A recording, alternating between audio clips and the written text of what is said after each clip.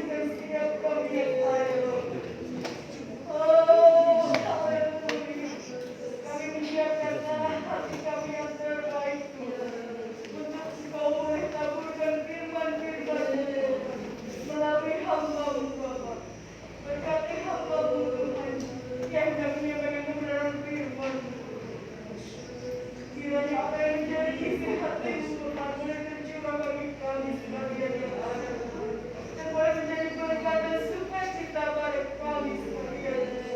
Oh, terima kasih Yesus, terima kasih Tuhan.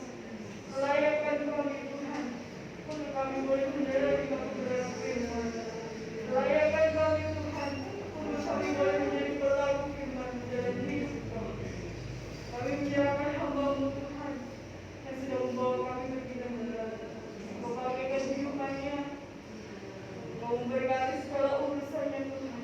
Kau tahu Tuhan, harapannya hanya ada di dalam kami. Terima kasih Bapa-Ku yang baik.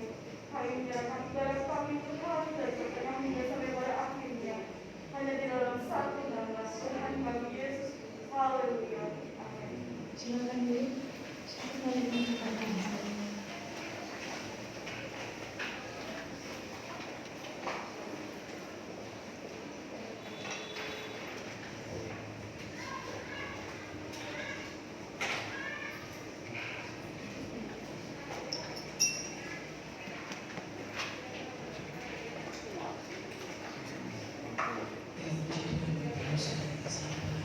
Haleluya.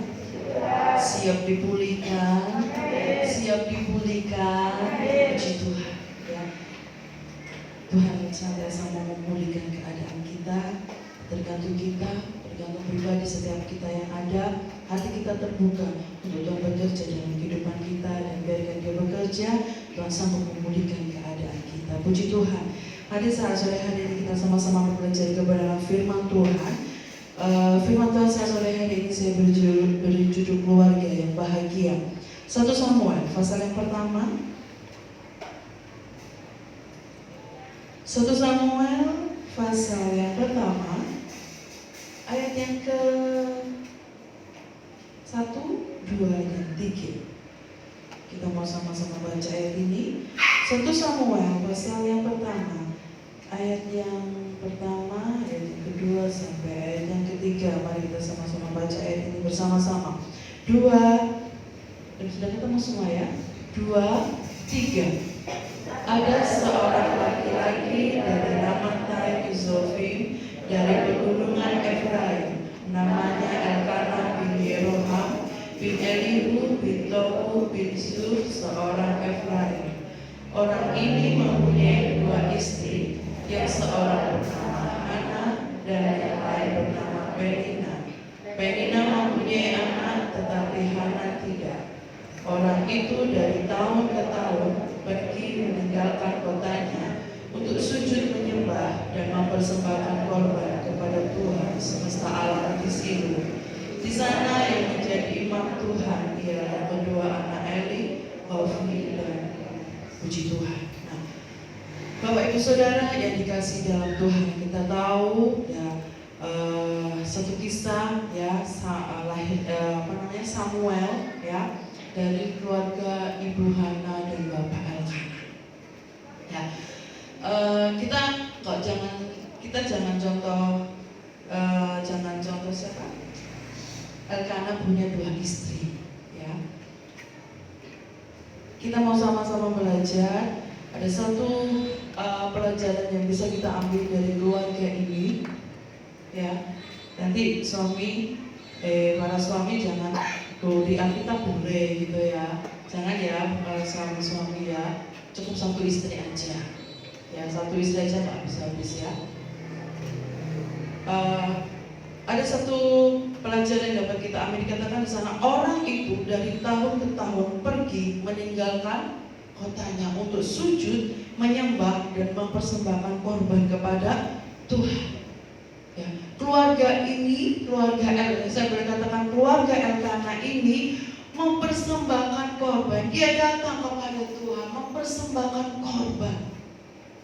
Ya, bersekutu dengan Tuhan dari tahun ke tahun, sekalipun jaraknya jauh, tetapi tidak membuat patah semangat, tidak membuat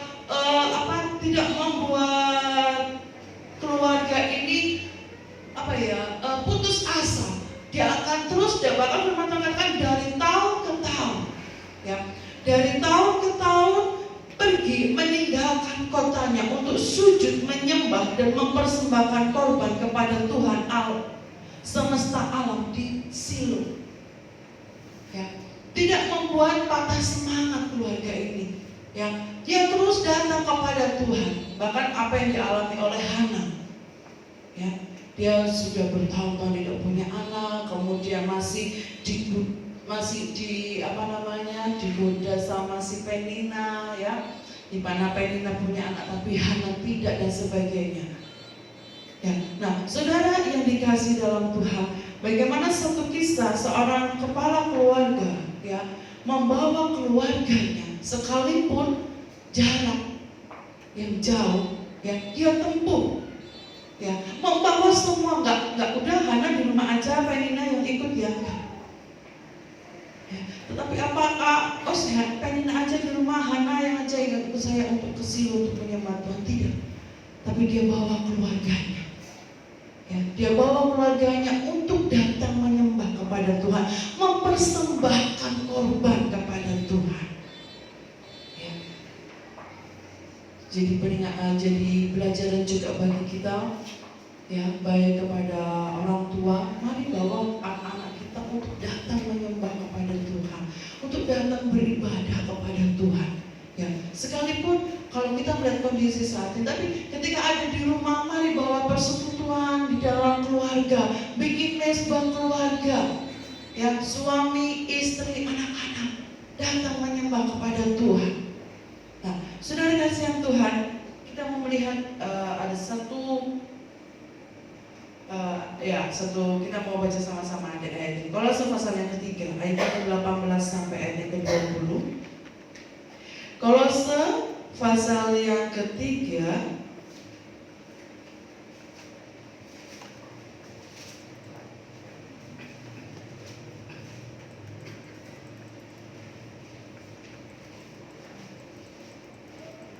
Kolose pasal yang ketiga ayat yang ke-18 sampai ayat yang ke-20 dikatakan di sana. Mari kita sama baca ayat ini. Kolose pasal yang ketiga ayat 18 sampai ayat yang ke-20. Sudah ketemu ya? 2, 3.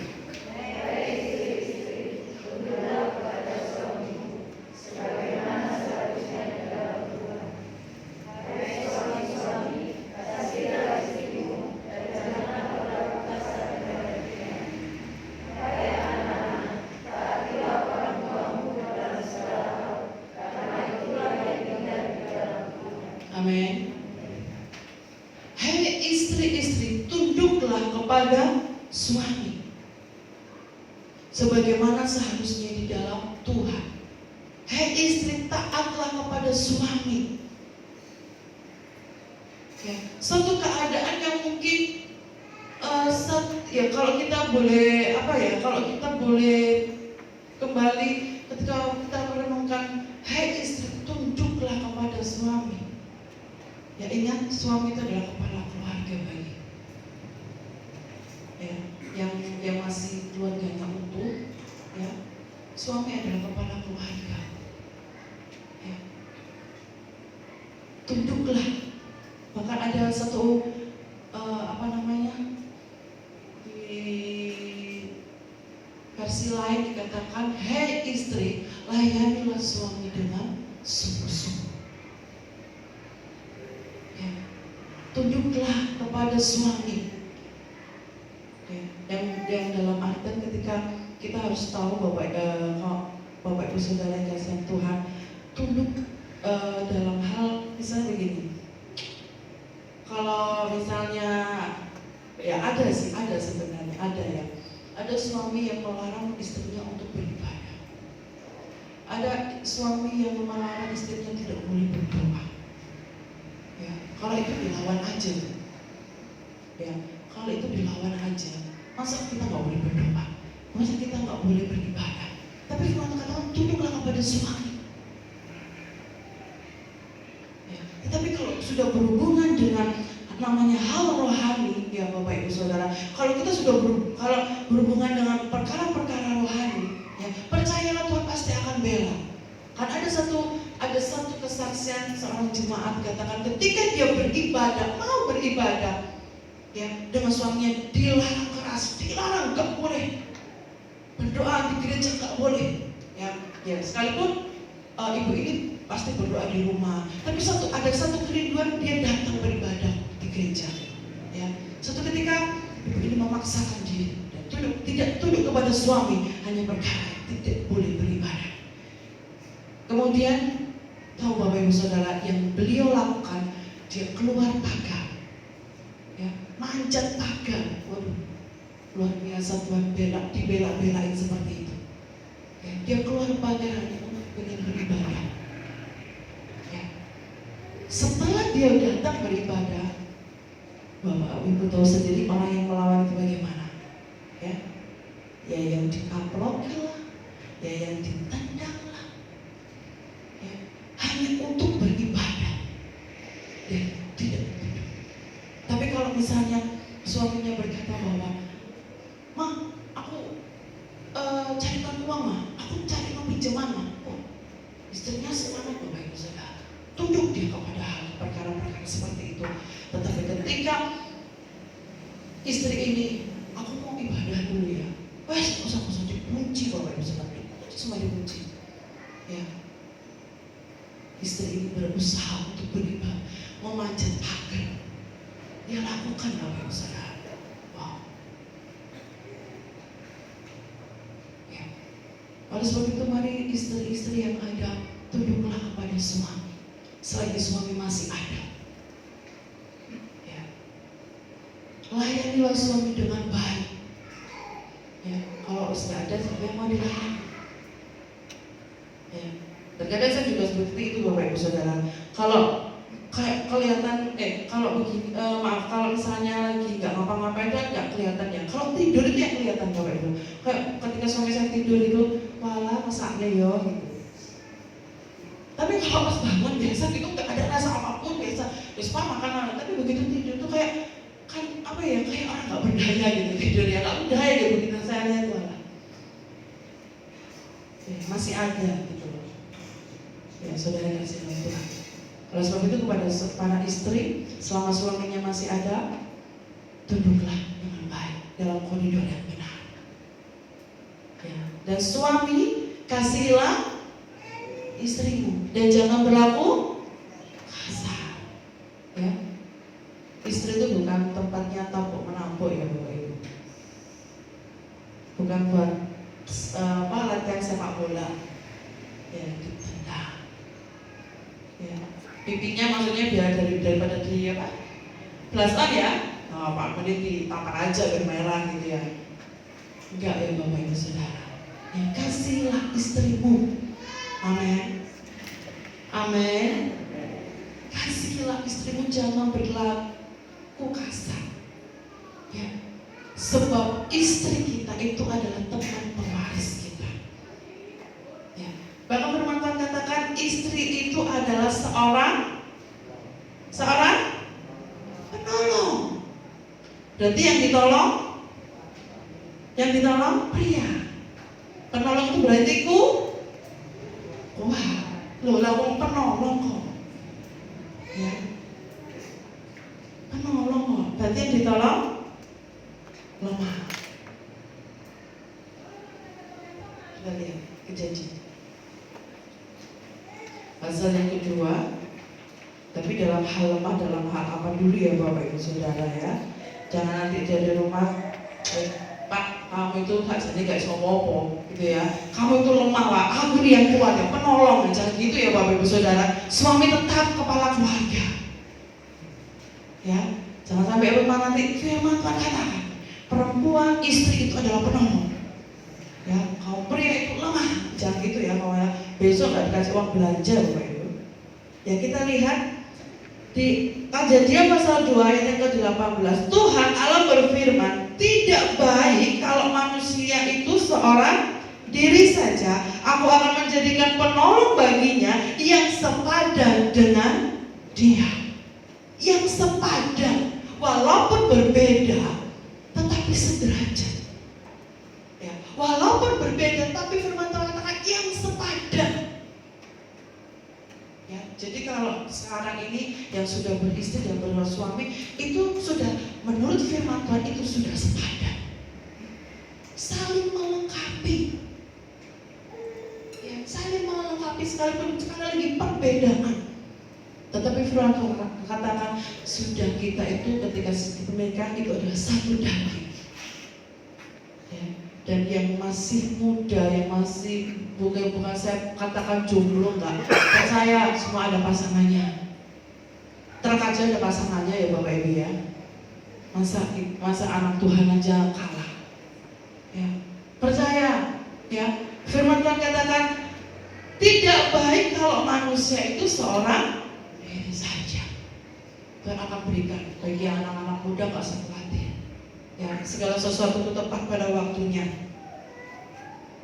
Kecuali seperti Rasul Paulus, dia punya karunia. Ya, itu karunia kalau Rasul Paulus itu ya, menjomblo diri.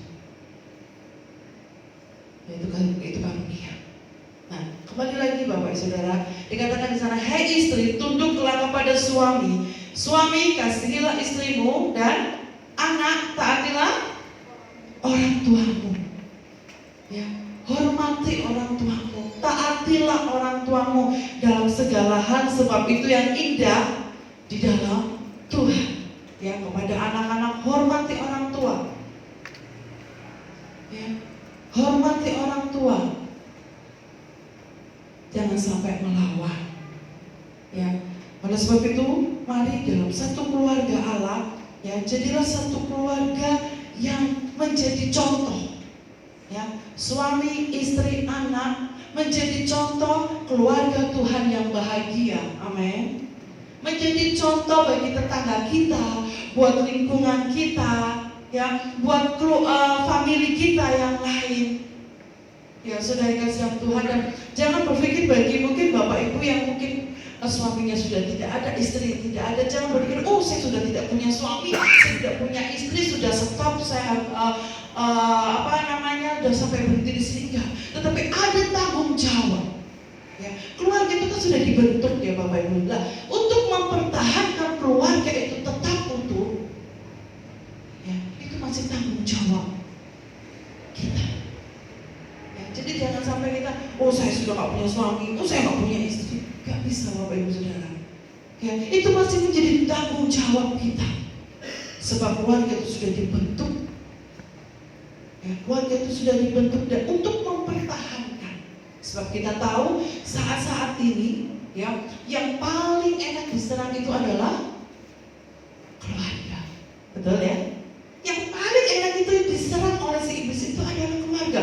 Apalagi menunjukkan segala kebutuhan, ya, keperluan yang semakin, ya boleh dikatakan kadang pemasukan itu lebih sedikit daripada pengeluaran. Ya, lebih banyak pengeluaran kita daripada pemasukan. Ya, yang suaminya bekerja di luar kota, wah, harus banyak-banyak berdoa. Ya, sebab godaan itu, godaannya si iblis itu sekalipun enggak yang enggak menyeramkan, tapi manis Bapak Ibu Saudara. Ya, manis. Ya, oleh sebab itu berhati-hatilah. Mari para suami, para istri, bahkan pada anak-anak, ya, tetap pertahankan keutuhan keluarga kita. Ya, tetap pertahankan keluarga kita, kedamaian keluarga kita. Saya percaya Bapak Ibu Saudara mendambakan keluarga yang bahagia, betul? Ya kan? Keluarga yang bahagia.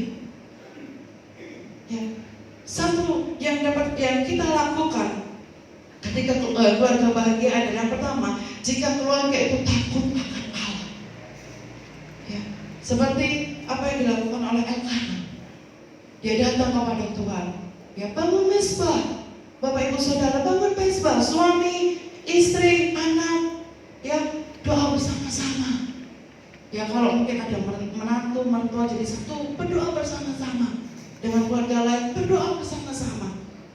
Ya, dikatakan tadi seorang istri adalah penolong. Mungkin ya, ada suami yang rada kendor, agak malas. Mari istri ini jangan ikut-ikutan malas. Tapi ingat, istri adalah penolong. Jadi memberi motivasi, mendorong suaminya, jangan dicokrak loh ya Bapak Ibu. Memberi motivasi, ayo kita bersama-sama berdoa, seperti itu. Ya, dengan istri, anak, dan keluarga. Kalau misalnya suami atau istrinya suruh untuk balelo gitu ya, sudah dikasih tahu, udah diajak kok mau dan sebagainya, udah ini aja. Ya, berdoa saja. Tuhan Yesus sanggup mengubah. Ya, hanya Tuhan Yesus yang sanggup mengubah. Ya, kita nggak bisa, Pak harus gini ya Pak, Ma harus gini ya Ma, kita nggak bisa Bapak Ibu Saudara. Hanya Tuhan Yesus, hanya Roh Kudus yang bisa mengubah itu semua. Hanya Firman yang bisa mengubah. Ya, oleh sebab itu banyak-banyaklah kita berdoa. Keluarga yang bahagia itu ada keluarga yang takut akan Allah. Ya. Tidak melakukan dosa, ya, kemudian melakukan segala perintah-perintahnya. Dan percayalah, di dalam takut akan Tuhan itu, ketika kita naikkan doa, itu akan besar kuasanya. Yakobus pasal yang kelima. Yakobus pasal yang kelima.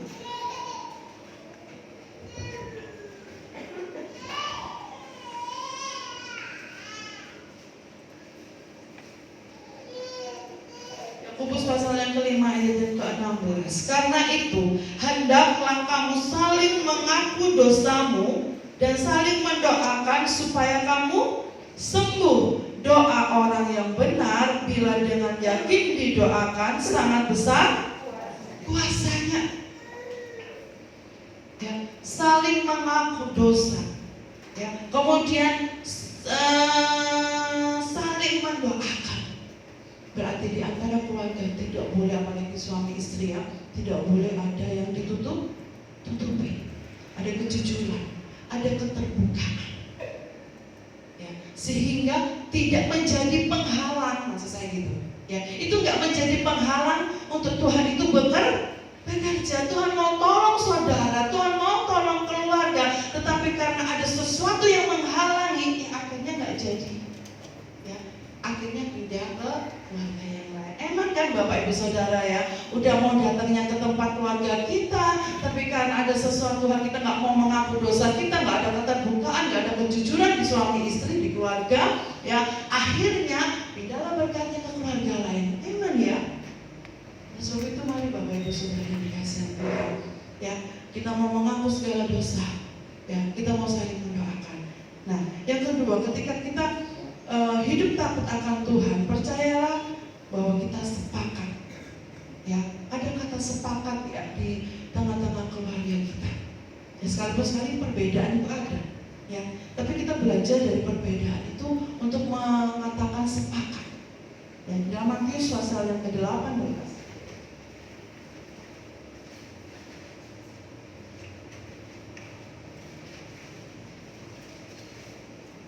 Matius 18 ayat ke-19. Dan lagi aku berkata kepadamu, jika dua orang daripadamu di dunia ini sepakat meminta apapun juga, permintaan mereka itu akan dikabulkan oleh Bapakku yang di sorga. Sebab di mana 2 atau 3 orang berkumpul dalam namaku, di situ aku ada di tengah-tengah mereka. Amin. Sepakat. Ya, suami istri, ya, anak sepakat meminta apapun, permintaan itu akan dikabulkan oleh Bapakku yang di surga. Wow, luar biasa Bapak Ibu Saudara. Tapi sesuai dengan waktunya Tuhan. Ya, jadi keluarga yang bahagia itu adalah keluarga yang takut akan Tuhan. Percaya bahwa doa orang benar itu akan besar kuasanya. Dan antara suami dengan istri itu harus ada kata sepakat. Kemudian apa lagi? Berikutnya adalah setia. Ya, setia. Kita lihat Ibrani pasal yang ke-13 ayat yang ke-4. Ibrani pasal yang ke-13 ayat yang ke-4. Hendaklah kamu semua penuh hormat terhadap perkawinan, dan janganlah kamu mencemarkan tempat tidur, Sebab orang-orang sundal dan pezina akan dihakimi Allah. Ya, dan kita menghormati pernikahan kita, jangan dibuat main-main. Ya, yang Bapak Ibu, yang sudah menikah, Bapak Ibu ya ketika menikah kan mengucapkan janji nikah. Ya. Saat susah, saat senang, saat sakit, saat bahagia, saat apapun juga, ya kita tetap ada bersama-sama. Ya, itu janji nikah. Ya, diingat. Jadi kalau bertengkar, ya kalau lagi bertengkar, ingat janji nikah. Ya, kalau lagi orang mengaku saya gitu ya, ingat janji nikah. Ya, Bapak Ibu Saudara dikasih dalam Tuhan setia, ya, setia, ya kepada para suami, para istri, bahkan anak-anak, setialah kepada keluarga kalian. Kita ada di tengah-tengah keluarga itu, ya karena Yesus yang menempatkan kita. Ya, ada rencana indah. Kemudian jangan kita ya seperti yang mungkin hari-hari ini Bapak Ibu tahu bahwa pernikahan itu dibuat seperti mainan, ya bosan pindah lagi gitu ya, cerai gitu ya, udah gak cocok lagi cerai, gak cocok lagi cerai. Kasihan Bapak Ibu Saudara, kasihan yang belum menikah gitu loh ya, gak cocok lagi cerai pindah sana, gak cocok lagi pindah sana gitu ya Bapak Ibu. Jangan. Tapi memang katakan benar-benar kita tuh bersyukur ya, sangat-sangat bersyukur gitu ya. Firman Tuhan katakan bahwa tidak boleh apa yang dipersatukan manusia itu tidak boleh apa yang dipersatukan Allah itu tidak boleh diceraikan oleh manusia. Hanya maut. Ya. Hanya maut yang memisahkan. Jadi yang pisah karena maut ya monggo kerso. Ya, pisah karena maut monggo. Boleh menikah lagi maksud saya. Oleh sebab itu mari Bapak Ibu Saudara kita hormati pernikahan yang ada. Ya, buat anak-anak muda, ya, kalau kalian pacaran kemudian nggak membawa kalian lebih dekat kepada Tuhan, lebih baik diputuskan. Maksudnya diputusin, bukan diputuskan gitu ya. Lebih baik diputus saja. Masih banyak stok Tuhan buat kalian. Ya, masih banyak yang percaya Tuhan kasih yang terbaik buat kalian. Kemudian bagaimana untuk keluarga itu tetap bahagia? Yang berikutnya adalah komunikasi. Ulangan pasal yang ke-6 ayat yang ke-7. Ulangan pasal yang ke-6 ayat yang ke-7. Ulangan pasal yang ke-6 ayat yang ke-7. Haruslah engkau mengajarkannya berulang-ulang kepada anak-anakmu dan membicarakannya apabila engkau duduk di rumahmu, apabila engkau sedang dalam perjalanan, apabila engkau berbaring, dan apabila engkau bangun. Ajar kepada anak-anak kita untuk ajar berulang-ulang ya kepada anak-anak kita ketika kita tidur, ketika kita ada dikatakan di sana ketika engkau duduk di rumah, engkau sedang dalam perjalanan, engkau sedang berbaring, dan apabila engkau sedang bangun, ya, di mana orang-orang Israel pada saat itu mengajarkan kepada anak-anaknya hal itu untuk begini. Tuhan perintahkan supaya dia mengajarkan anak-anaknya bagaimana pertolongan Tuhan itu luar biasa, membawa mereka keluar dari tanah Mesir. Ya, mengajarkan kepada anak-anaknya bagaimana Tuhan tolong, bagaimana perbuatan dahsyatnya Tuhan itu membawa mereka keluar dari tanah Mesir. Jadi para orang tua, mari ajarkan anak-anak terus berulang-ulang ya tentang firman Tuhan. Ya, tentang firman Tuhan. Jangan waktu tidur. Itu tadi bawang merah sama bawang putih apa ya ceritanya ya? Dewi sama Yeyen, Naur itu senangannya Yeyen. Yeyen tadi apa ya? Apalagi yang kecil ini India Bapak Ibu Saudara. Kalau sudah nonton India sudah melongo ini kursi. Ya. Yang diceritakan bukan Tuhan Yesus, film. Tapi mari kita berusaha ketika kita ketika kita berkumpul dengan keluarga, bicarakan, ceritakan tentang Yesus. Amin. Amin. Yang ceritakan kebaikan-kebaikan Tuhan, pertolongan-pertolongan Tuhan, bagaimana kita harus hidup kudus, bagaimana kita harus hidup seturut dengan firman Tuhan. Berulang-ulang kali. Ya. Baik ketika kita dalam keadaan apapun juga. Ya, mari kita berusaha berulang-ulang mengajarkan kepada anak-anak kita. Ya, pasti Tuhan akan memberkati keluarga kita. Ya, kalau suami istri ya kuat, teguh, ya tidak goyah. Firman Tuhan katakan Yesaya, hati yang teguh itu akan kujagai dengan damai sejahtera. Yesaya pasal yang ke-26.